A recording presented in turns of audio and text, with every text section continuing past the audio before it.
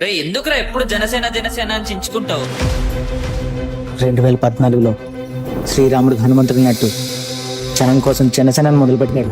Janasena party పెట్టాను మీ అందరి తరపున పోరాటానికి. ఒక్క ఛాన్స్ ఇవ్వకపోయినా మీ వెంట మేమున్నామని నిలబడినవాడు.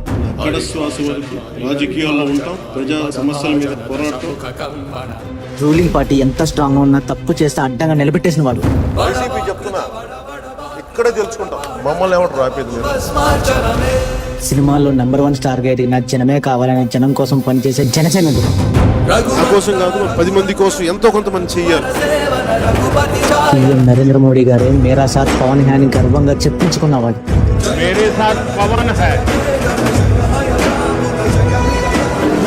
ప్రజలు బాగుండాలనుకునే ప్రతి ఒక్కరి వెంట ఉన్నాడు. ఓటేసి చూడు, నీ వెంట ఉంటా.